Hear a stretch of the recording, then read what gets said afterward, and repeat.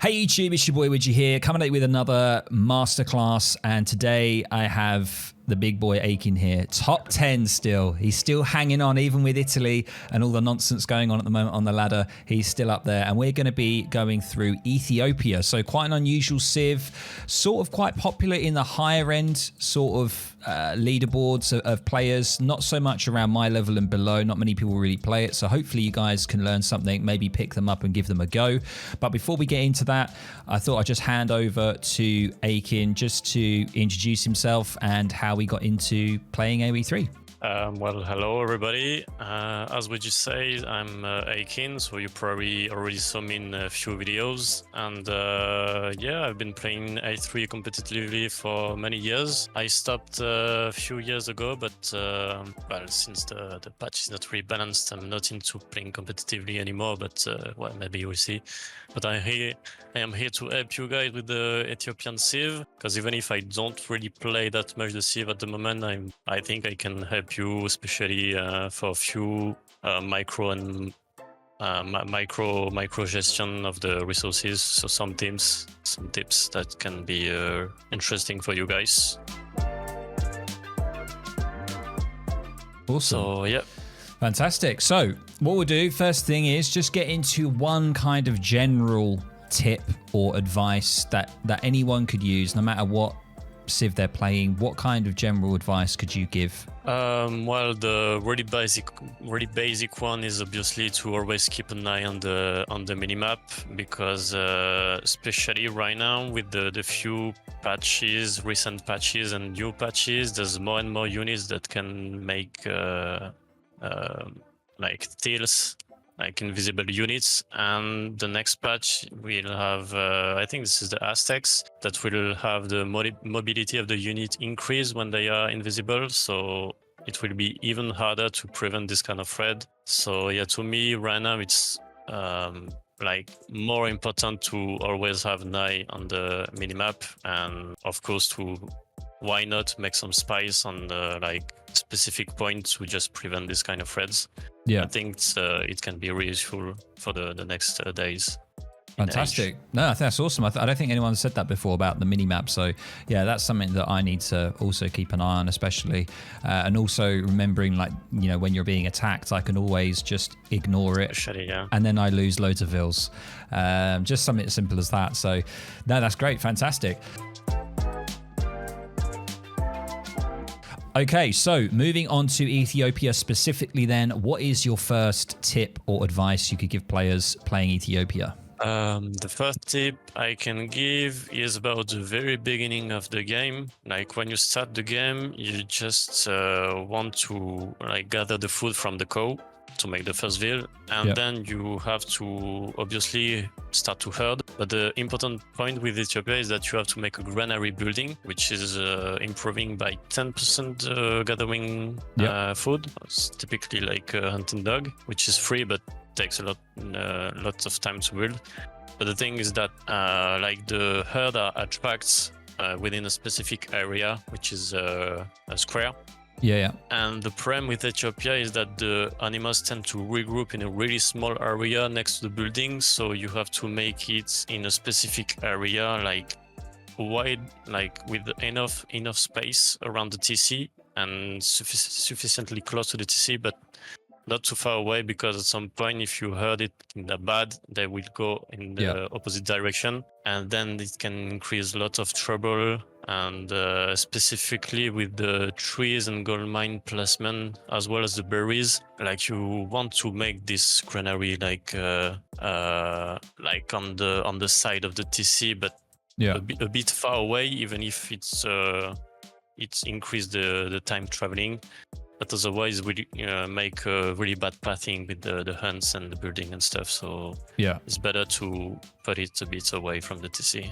Yeah, I've had that before actually in a few games playing as Hauser, putting the granary down. Yeah. I've put it too close and they all just get bunched up and the vills can't actually get to it, and it's like a pathing nightmare. So no, especially when the hunt dies, like in between the trees.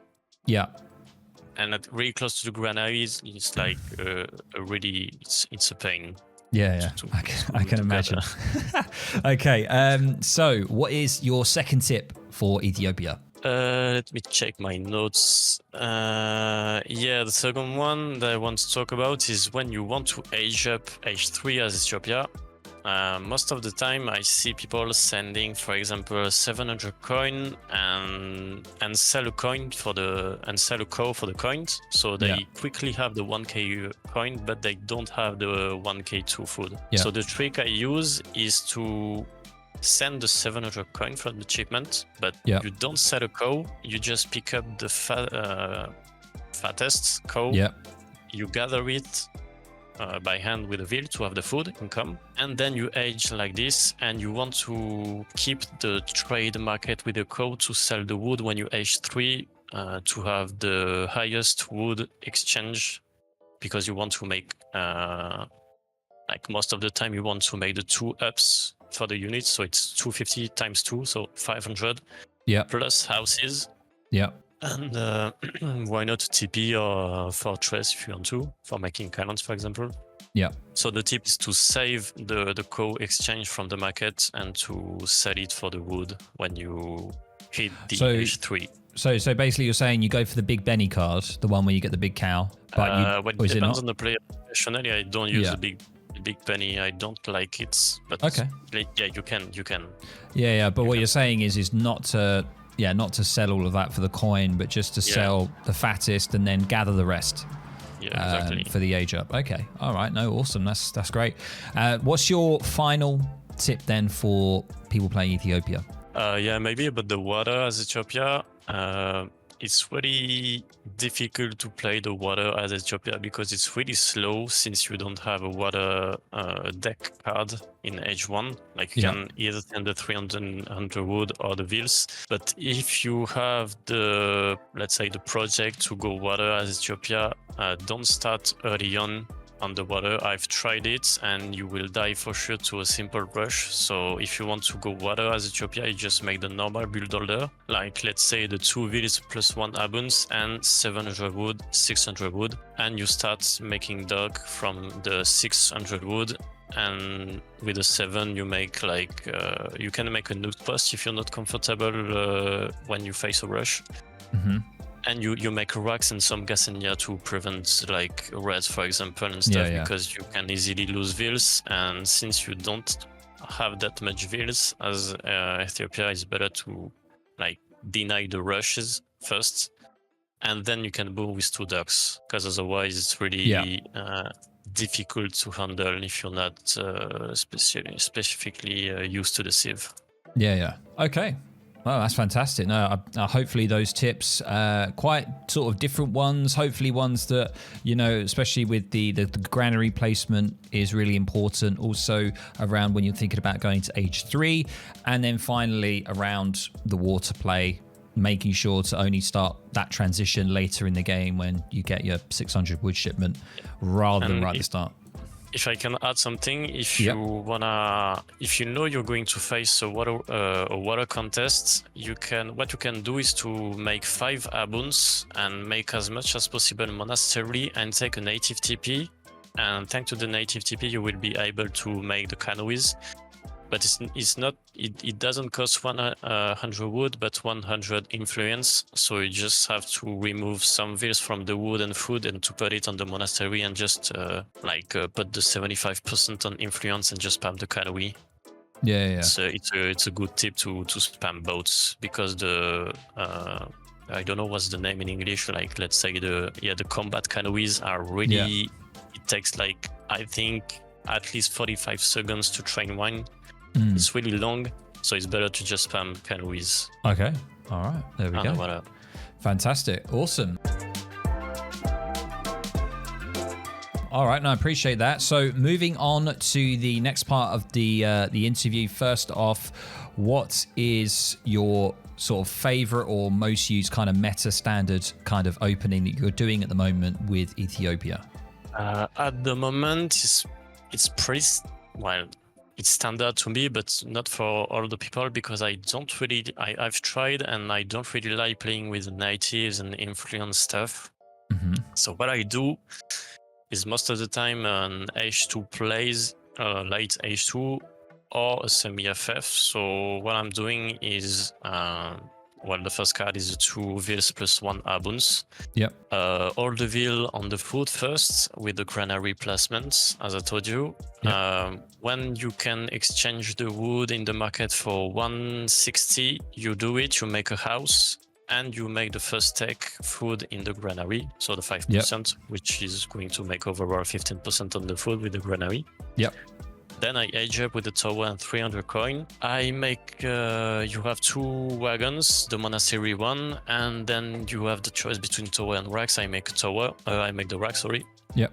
Depending on the sieve, you can make either javelin or shortels. Then I send 700 wood, and I forgot to say, I gather wood during the transition to make a TP. It's important to make a TP. Yep. And you have to as well gather 400 wood during the transition. So 2 for the TP, 1 for a house, and you keep 100 wood and 100 coin, but you gather it with the 300 coin crate from the edge up to make the second up from the granary.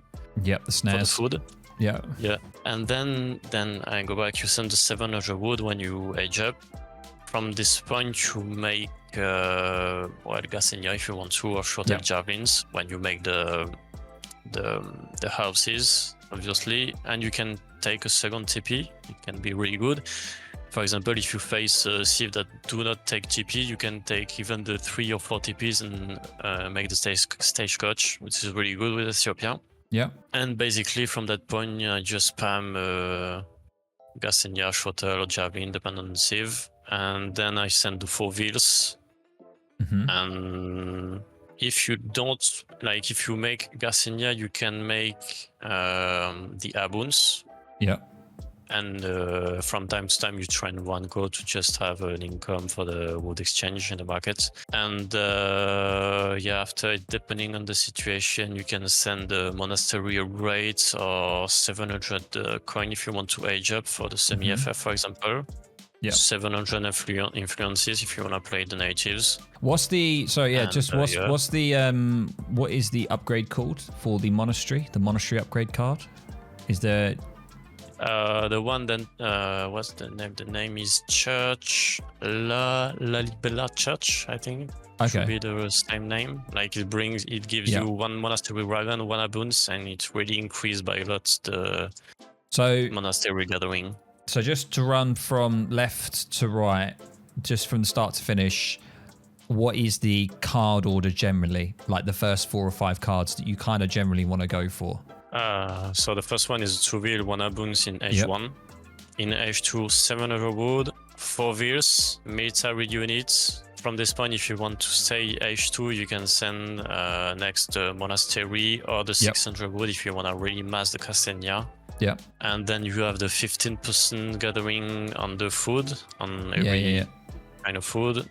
And then the 8 Abus. Yeah, the Abus Gunner one, yeah.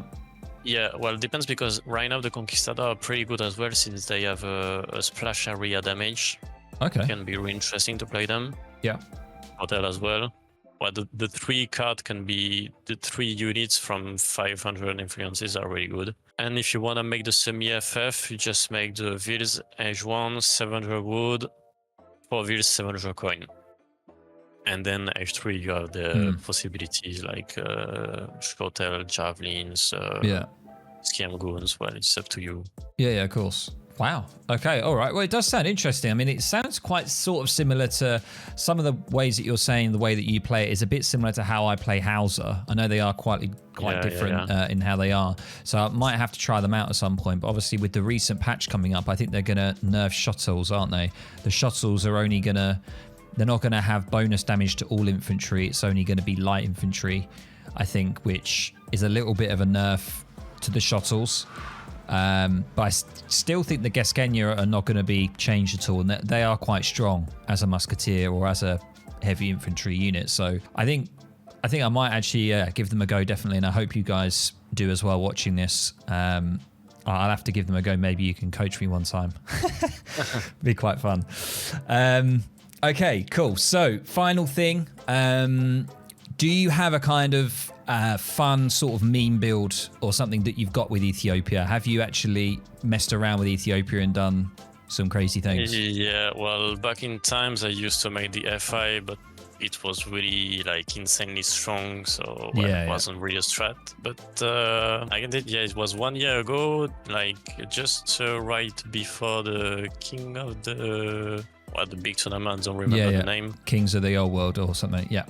Yeah, I was making the pure FF Ethiopia into 2 Axis Javelin with the Arsenal upgrade and the deck upgrade. So like really beast Javelin. And they just like you killed everything. Javelin, whatever the guy is doing.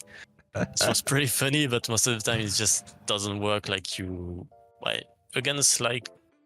against civs like Lakota that just spam cav mostly or melee units, it really works. But like if you face a Swedish guy, you just it cannot work. You just get destroyed. Yeah. Okay. Even a French like CDB rush as French, you just get instantly destroyed. All right. Okay. Nice. But as I say, like I do use the Javelin Riders a lot with Hauser, and they are a very good unit. Yeah, but massing them up sounds quite funny. Like fully decking them out as well. That sounds pretty cool.